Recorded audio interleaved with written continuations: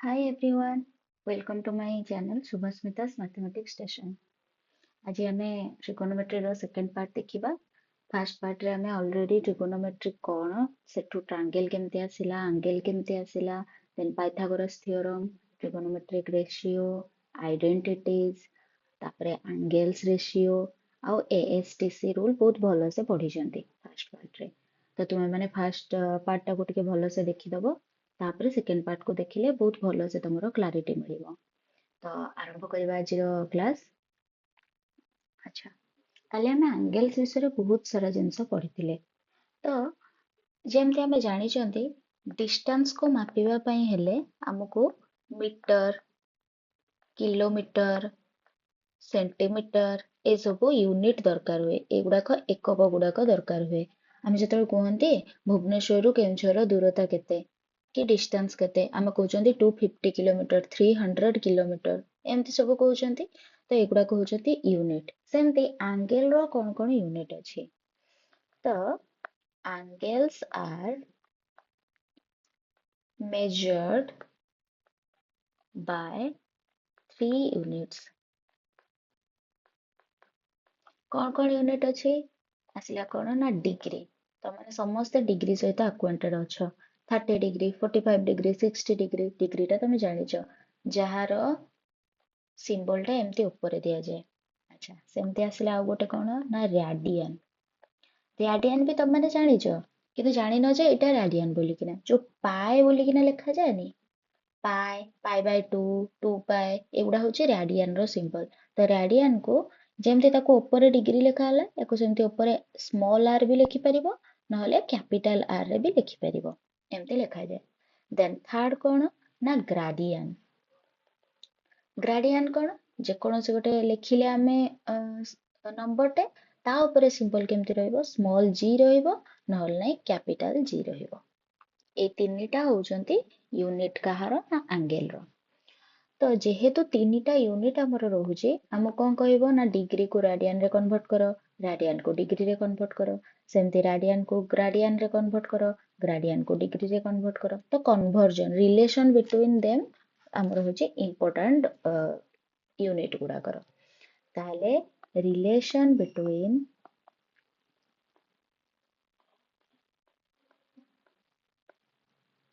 Degree radian and gradian केमते को easily मन रखिबा. तो मैंने समस्ते जानिच एटा को 0 डिग्री कहती, याको 90 डिग्री कहती, याको 180 डिग्री कहती, याको 270 डिग्री कहती, याको 360 डिग्री कहती. तो 90 डिग्री को पाई बाय 2 कहती, 180 को पाई कहती, 270 को 3 पाई बाय 2 कहती, याको 2 पाई कहती. एटा तमे जनरली जानिच.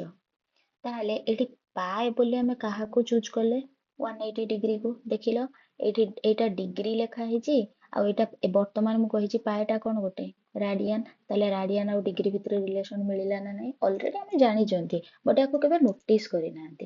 तो एठु कोन मिलला we have 180 degree is equal to pi radian. जदि 180 डिग्री टा पाए रेडियन होची ताले 1 डिग्री टा कोन हबो डिवाइड हो जिवो पाई बाय 180 रेडियन. अच्छा जदि हमको x डिग्री पचारि थिबो जहाँ भी जदि गोटे पेन को 5 टका 5टा पेन को केते टका 5 मल्टीप्लाइड 5 25 ताले 1 रो जदि 1 डिग्री रो जदि एति रेडियन ताले x डिग्री रो केते हबो मल्टीप्लाई हो जिवो x ताले पाई बाय 180 इनटू x एति की रेडियन हे जो बुझियला. एटा हला कहा कहा भितरे ना डिग्री एंड रेडियन भितर रिलेशन. देन रहिला कोन डिग्री आ ग्रेडियन. एठी जेमती 180 डिग्री होतला एठी भी सेमती 180 डिग्री हबो बट एठी कोन आसिला पाई रेडियन किंतु एठी कोन हबो 200 ग्रेडियन मन रखिबो. अच्छा 180 डिग्री को जदि 200 ग्रेडियन 1 डिग्री को केते हबो डिवाइड हो जिवो 200 डिवाइडेड बाय 180 ग्रेडियन. अच्छा वर्तमान मु जदि x डिग्री पई कहिबी केते हबो ताहले x डिग्री पई कोन हे जिवो मल्टीप्लाई हे जिवो इनटू x ସେତିକି ଗ୍ରାଡିଆନ୍। ଆମେ ଚାହିଁଲେ ଆକୁ କ୍ୟାନସେल ବି କରିପାରିବା। 0 0 କଟିଗଲା। 18 କୁ 2 ରେ କାଟିଲେ 9, 20 କୁ 2 ରେ କାଟିଲେ 10, ତାହେଲେ ଆକୁ ଆଉ କଣ ଲେଖିପାରିବା 10/9 ବ୍ରାକେଟେଡ ଗ୍ରାଡିଆନ୍। ଏଟା କାହାର କାହାର ଭିତରେ ରିଲେସନସିପ ନା ଡିଗ୍ରୀ and gradient। এই দুইটা ইম্পর্টান্ট, ୟାକୁ ମନେ ରଖିବ, ୟାକୁ ମନେ ରଖିବ। ଯଦି ବି ଏଇ ରିଲେସନଟା ମନେ ରହୁନି ତାହେଲେ ଯୋଉ ପ୍ରୋସେସରେ ମୁଁ ଏବେ କରେଇଲି 180 ଡିଗ୍ରୀଟା ପାଏ ରାଡିଆନ୍, ୟାକୁ ମନେ ରଖିବ, ଆଉ 180 ଡିଗ୍ରୀଟା 200 ଗ୍ରାଡିଆନ୍, ୟାକୁ ମନେ ରଖିବ। ୟାକୁ ମନେ ରଖିକି ହିଁ ଆମେ କରିପାରିବା। ଆଚ୍ଛା, ଆଜି ଆମେ କ୍ୱେଶ୍ଚିନ୍ ଡିସ୍କସନ କରିବା, ତାହେଲେ ଚାଲିଯିବା ଏବେ କ୍ୱେଶ୍ଚିନ୍କୁ। ଆଚ୍ଛା, ଫାର୍ଷ୍ଟ କ୍ୱେଶ୍ଚିନ୍ କଣ ଦେଇଛି? କ୍ୱେଶ୍ଚିନ୍ ନମ୍ବର 1 ଦେଲା କଣ ନା convert angle 30 degree into radian and gradian unit।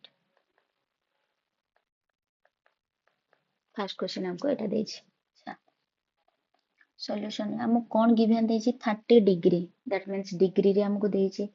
एटा देखो डिग्री रे देछि, रेडियन रे भी बाहर करिया को देछि, ग्रेडियन रे भी बाहर करिया पई देछि। ताले आराम से बाहर करि परिबा। कौन देछि ना given angle is equal to 30 degree। ଏବେ ମୁଁ କହିଥିଲି ଯଦି ଏଇ ଜିନିଷଟା ମନେ ରହୁନି ଷ୍ଟାର୍ଟିଂ ରୁ ଆମେ ନେଇ ପାରିବା। ତାହେଲେ ଲେଖିବା we know that 180 degree is equal to pi radian। ताहले 1 degree is equal to pi by 180 radian। अच्छा, ଏବେ ଆସିଲା କଣ କେତେ डिग्री ଦେଇଛି 30 degree. 30 degree is equal to pi by 180 into 30। କାହିଁକି ନା 1 କୁ ଯଦି pi by 180 होची ताहले 30 को केते हो मल्टीप्लाई हेबो एतिकी radian। ଏବେ ଦେଖିଲ 0 0 कटि गला, 3 रे 6 मल्टीप्लाई कले 18 ना नहीं, ताहले 30 डिग्री is equal to केते हला pi by 6 radian। आंसर मिल गला हमको। सिमिलरली कौन कहिछि ग्रेडियन भी बाहर करिया पई कहिछि ग्रेडियन यूनिट। एबे को हाइतला 180 डिग्री केते ग्रेडियन 200 ग्रेडियन। ताहले आरंभ करिवा 180 degree is equal to 200 gradient. ताहले 1 डिग्री को केते ग्रेडियन 200 डिवाइडेड 180 ग्रेडियन। आमको पचारिछि से केते 30 डिग्री, ताहले 1 को जदि एतिकी 30 को केते हबो मल्टीप्लाइड 30, 200 डिवाइडेड 180 into 30 एतिकी ग्रेडियन। अच्छा, एटे सेमती ये कटि गला, ये कटि की 6 हला, देन 6 को 2 रे काटले 3, 200 को 2 रे काटले 100। ताहले आंसर केते 30 degree is equal to 100 by 3 gradient. बुझे एति खेला हमर आंसर। अच्छा, ये गला फर्स्ट क्वेश्चन। भल भागर देखिबो जहा एठी ऊपर पढ़ा हला सेही जिंस को ही नै कि तळे करिछि मु, आ किछ एक्स्ट्रा नै हला, बुझि परिबो तमे। अच्छा, सेकंड क्वेश्चन आसीबा क्वेश्चन नंबर 2। क्वेश्चन नंबर 2 कोन कहिछि ना if sin theta plus cosec theta is equal to 2, then show that sin n theta plus cosec n theta is equal to 2 for all positive integer n। Eighty कौन given देछि केमे जानिबो Kota given देछि कोटा हमरो data आ कोटा हमको बाहर करिया को पड़िबो। if गोटे word थिबो आ देन गोटे वर्ड थिबो, if रो देन भितरे जोटा थिबो सेटा होछि हमरो डाटा बा गिवन। देन परे जहा देथिबो देखो सो दैट लिखिछि माने हमको एटा देखिबा को पड़िबो, एटा हमको देखिबा को पड़िबो, एटा देइछि एटा देखिबा को पड़िबो हला। ताल ताकू टिके लिखि दबा। सॉल्यूशन कौन देइछि ना given sin theta plus cosec theta is equal to 2। एटा हमको देइछि। अच्छा, ताकू दे देला हम इक्वेशन 1। शो करिवा को कौन देइछि से लाइन टा लिखि दबा। Now we have to show that sin to the power n theta plus cosec to the power n theta is equal to 2 କେତେବେଳେ ହବ ବୋଲି ଲେଖିଛି for all positive integers n ତାକୁ ବି ଆମେ ଲେଖିଦେଲେ। ତାହେଲେ ଏବେ ଯୋଉ ଆମକୁ ଇକ୍ୱେସନ 1 ଟା ଦେଇଛି ସେଇଟାରୁ ହିଁ ଆମେ ଏଇଟା ଯାହା ବାହାର କରିପାରିବା। ତାହେଲେ ଇକ୍ୱେସନ 1 ରେ କଣ ଦେଇଛି ସେଇ ଡାଟାଟାକୁ ପୁଣି ନବା। ତାହେଲେ ଲେଖିବା କଣ ନା from equation 1 we have କଣଟା ମିଳିଛି ନା sin theta plus cosec theta is equal to 2। ଆଚ୍ଛା ତମମାନଙ୍କୁ କାଲି ହିଁ ମୁଁ କହିଥିଲି sin theta ର ଅଲ୍ଟରନେଟିଭ ଆଙ୍ଗେଲଟା ହଉଛି cosec theta। sin theta ଯାହା ହବ ତାର ଓଲଟାଟା ହଉଛି cosec theta। ତାହେଲେ sin ର ଯଦି ଓଲଟାଟା ହଉଛି cosec ତାହେଲେ cosec କୁ ମୁଁ 1 by sin ଲେଖିପାରିବି ନା ନାହିଁ ଲେଖିପାରିବି। ତାହେଲେ ଇଏ ରହିଲା sin theta କୁ sin theta cosec theta କୁ ମୁଁ 1 by sin theta ଲେଖିଦେଲି is equal to 2। ଆଚ୍ଛା ଏବେ ୟା ତଳେ 1 ଅଛି ଲସାଗୁ ନବା LCM ତାହେଲେ sin theta ଆସିଲା sin theta ରେ sin theta ମଲ୍ଟିପ୍ଲାଏ ହେଲେ sin square theta plus 1 is equal to 2। ଆଚ୍ଛା क्रॉस मल्टीप्लिकेशन କରି ଶିଖିଛନ୍ତି ଆମେ ୟା ତଳେ 1 ଅଛି ୟା ସହିତ ଆକୁ ମଲ୍ଟିପ୍ଲାଏ କରିବା ୟା ସହିତ ଆକୁ ମଲ୍ଟିପ୍ଲାଏ କରିବା ତାହେଲେ କଣ ହେଇଯିବ sin square theta plus 1 is equal to 2 sin theta ୟାକୁ ଗୋଟେ ସାଇଡ୍ କୁ ନେଇ ଆସିବା ତାହେଲେ sin square theta plus 1 minus 2 sin theta is equal to 0। ଆଚ୍ଛା ଏଠି ଦେଖିବା କିଛି ଗୋଟେ ଫର୍ମୁଲା ଏଇଠୁ ହଉଛି କି sin square theta କୁ ଆମେ ଲେଖିପାରିବା sin theta ର ସ୍କ୍ୱାର ପ୍ଲସ୍ 1 को हमें लिखिपारिया 1 रो square minus 2 into sin theta into 1 भले कि देखो 2 सहित sin थीटा मल्टीप्लाई हेले 2 sin थीटा रे 1 मल्टीप्लाई कले सेही 2 sin थीटा इति अछि ऑलरेडी देन 1 रो स्क्वायर 1 अछि sin थीटा रो square sin square theta already अछि हमें पढी छंती कोन a square plus b square minus 2ab एटा कहार फार्मूला a माइनस b रो होल स्क्वायर ताले टी a जगह रे केते अछि sin theta minus b ଜାଗାରେ କେତେ ଅଛି 1 ଏତିକିର ସ୍କ୍ୱାର ଇଜ ଇକ୍ୱାଲ ଟୁ 0। ଯଦି ଜଣକର ସ୍କ୍ୱାର ଟା 0 ହଉଛି ମୁଁ ମନେକର କହିବି 2 ର ସ୍କ୍ୱାର ଟା 4 ତାହେଲେ କାହାର ସ୍କ୍ୱାର 4 ହଉଛି 2 ର ସେମିତି ଯଦି ଜଣକର ସ୍କ୍ୱାର ଟା 0 ହଉଛି ତାହେଲେ ସେ ସଂଖ୍ୟାଟା ବି ନିଜେ 0 ହବ କି ନାହିଁ କାହିଁକି ନା ଜାଣିଛନ୍ତି 0 ର ଅପରେସନ ଯାହା ବି କରିବା 0 ହବ। ତାହେଲେ sin theta ରୁ 1 ମାଇନସ କଲେ 0 ହଉଛି ତାହେଲେ sin theta ଟା କଣ ହବ 1 ଏପଟରେ ମାଇନସ ଅଛି ସେପଟରେ କଲେ ପ୍ଲସ ହେଇଯିବ sin theta is equal to 1 ହେଲା।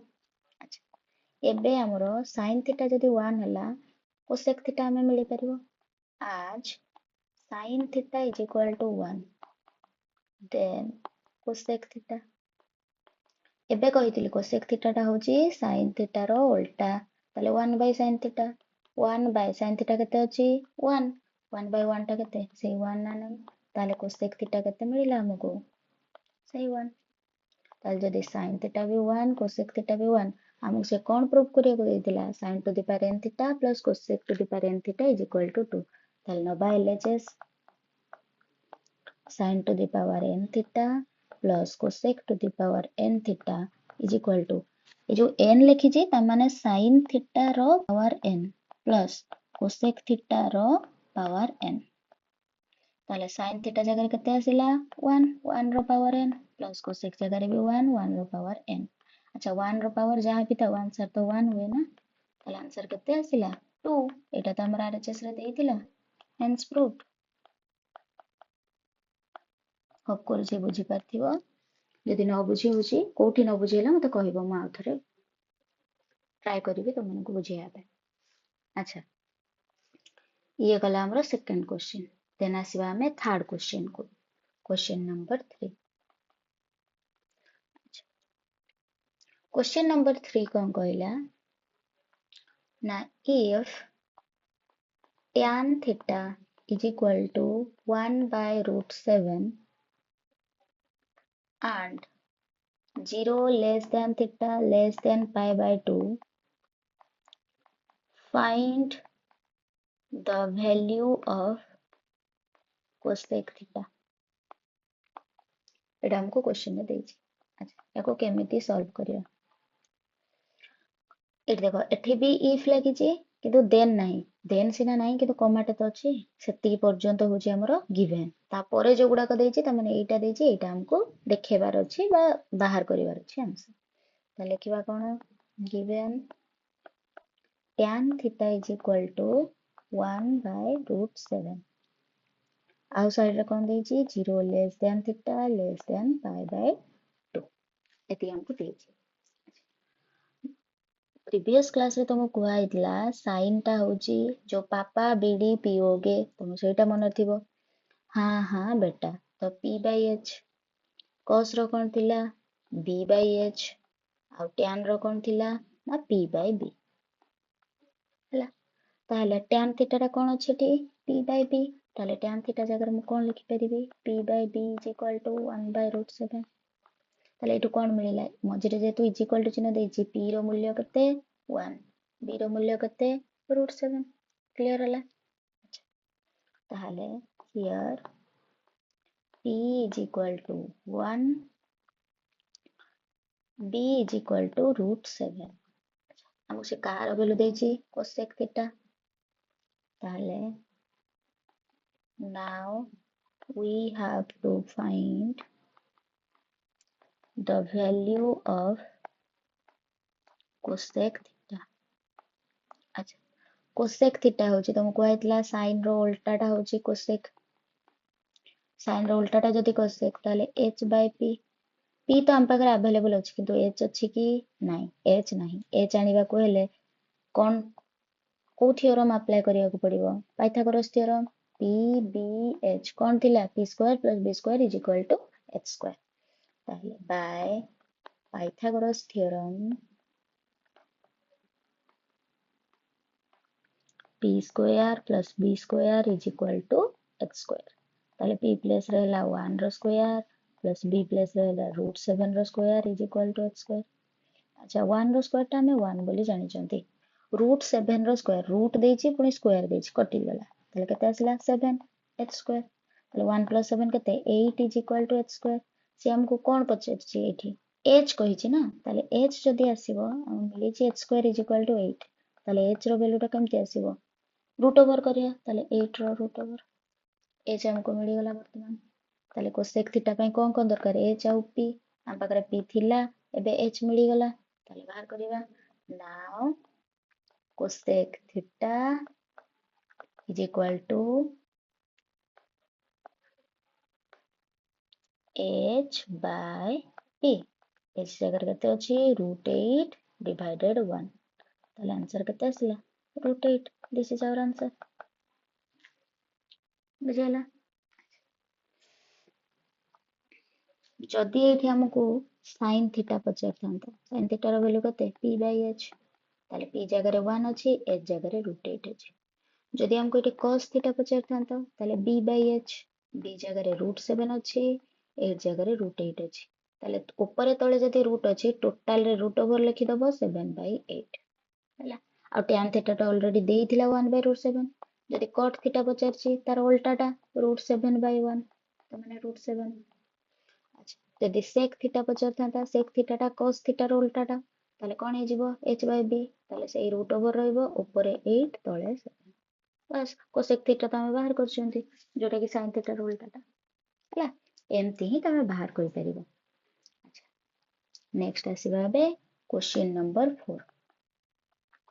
क्वेश्चन नंबर 4 कोन देला ना, कन्वर्ट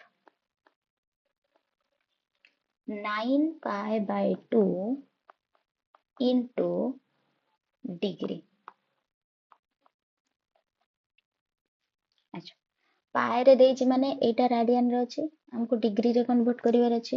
अच्छा जदि किछि तमरो मने पडु नाही कोन थिला रिलेशन टा, किछि भाबिबा दरकार नाही। जदि डिग्री आउ रेडियन देइछि, डिग्री देइछि आउ रेडियन देइछि, मने रखिबो डिग्री टा सबले 180, रेडियन टा होछि पाए।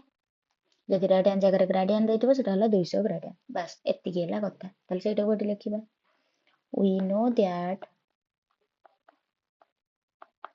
अच्छा एटी काहा को देइछि, रेडियन को देइछि, ताले रेडियन टा को आगो पटको नै आसीबो, डिग्री टा को पछको नै जो, काइना डिग्री टा बाहरिबो। we know that pi radian is equal to 180 degree. अच्छा पाए टा जदि एतिकी होची ताहले हमको एटी कोन देची 9 पाई बाय 2 रेडियन.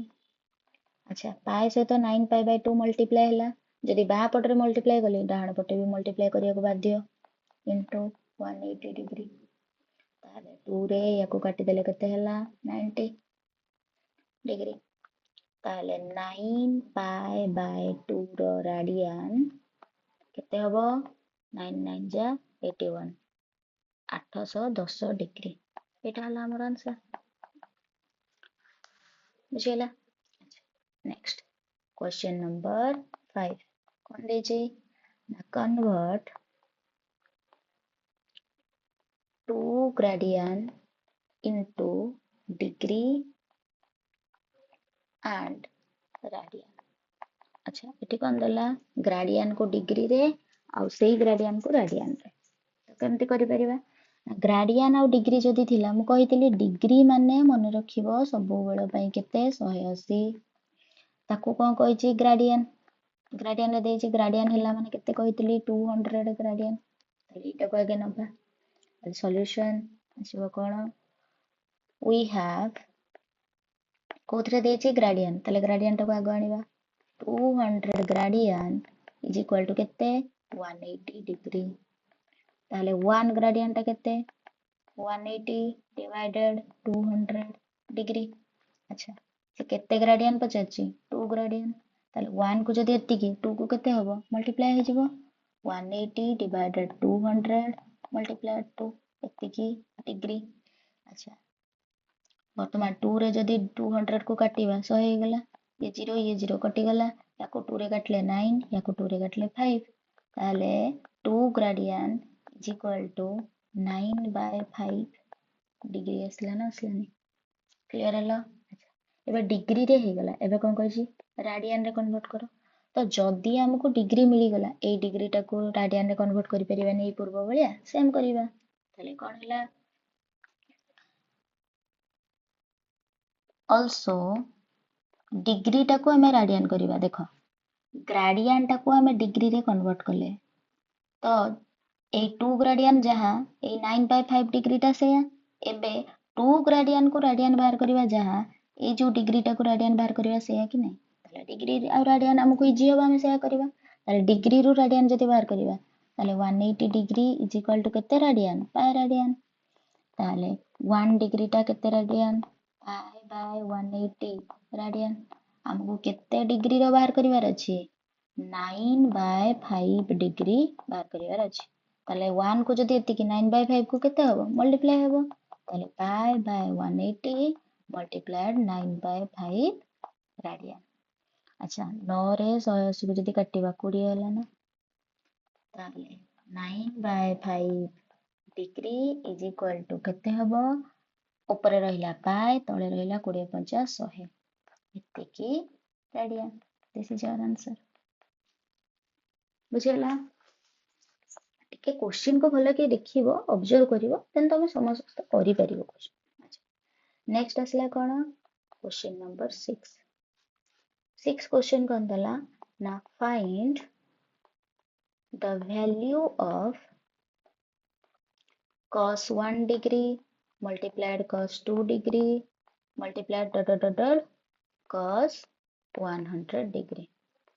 अच्छा सॉल्यूशन प्रीवियस क्लास रे मु जते बेले तुमको रेशियो एंगल कहितली मु कहितली cos 0 टा होची 1 cos 90 टा होची 0 हला ताले जति कुहा हेची तुमको cos 90 टा होची 0 ताले ये cos 1 नेला cos 1 degree cos 2 degree cos 3 degree एमती सबु नंबर गुडा को जाई लास्ट cos 100 डिग्री हेची ताले cos 1 degree into cos 2 degree into cos 3 degree into चलना कौन cos 100 डिग्री.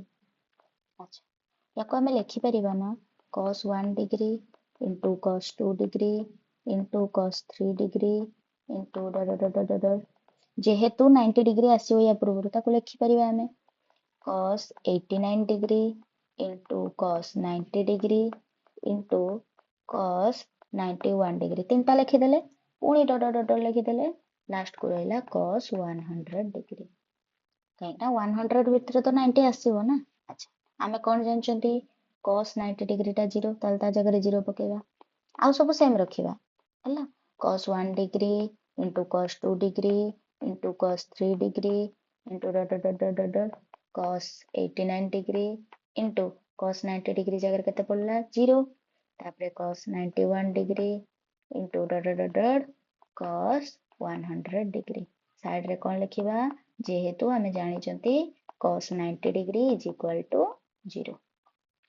अच्छा तो माने कौन जानछो ना 0 रे आमे जहां भी मल्टीप्लाई करबा आंसर टा कौन हो 0 ताल टोटल आंसर कौन 0 दिस इज आवर आंसर बुझियला किछि नाही एथिरे हला जदि देखिबा को जीवा सेमति किछि कॉम्प्लिकेटेड नाही एथिरे। नेक्स्ट क्वेश्चन कौन अछि क्वेश्चन नंबर 7 कौन अछि ना if sin a is equal to 3/5 where a be an acute angle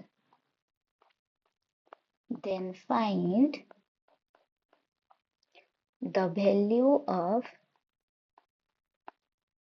cos a।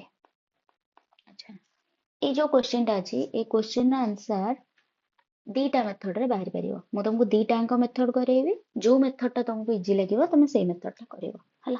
अच्छा एटी देखो इफ लिखा है तापर लिखा है देन इफ रु देन भितर जहा अछि सेटा होछि गिवन मु ऑलरेडी कहि सलेनी ताले देखिबा कोन given sin a is equal to 3/5 where a be an acute angle।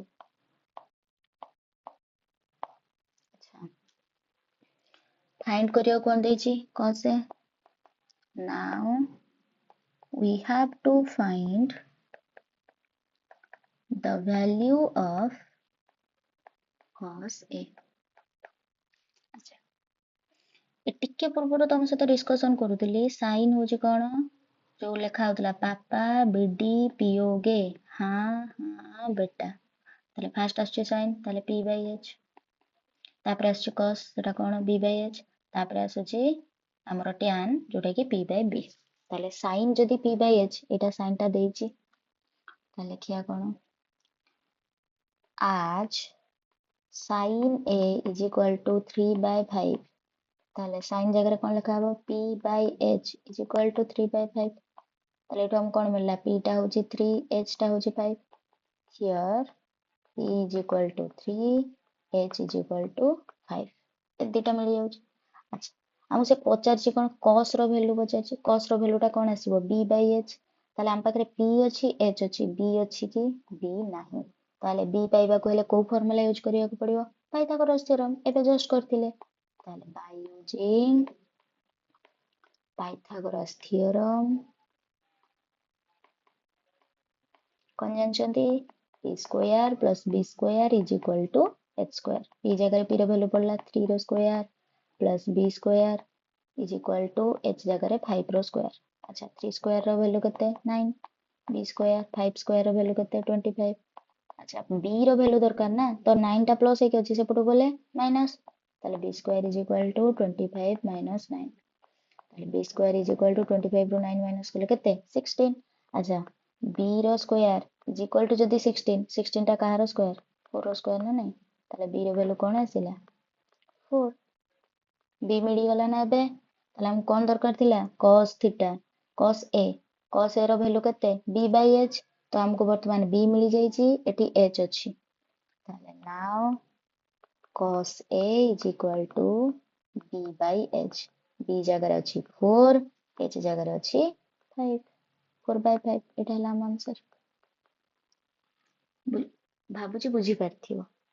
अच्छा एटा हला गोटे मेथड आरो मेथड टा कोन देखो आरो मेथड टा कोन ना आइडेंटिटी को नेकी करा हिची देखो आइडेंटिटी रे हम गोटे कोन पढिथिले sin theta plus sin square theta plus cos square theta is equal to 1 हमें पढिथिले ताले एटी sin भी अछि cos भी अवेलेबल अछि ना सेति पई sin जेहेतु हमको देइछि हमें cos टा बाहर कर दबा एटा से हमको कहूची तो ଏବେ କଣ କରିପାରିବା ନା ଅଲ୍ଟରନେଟିଭଲି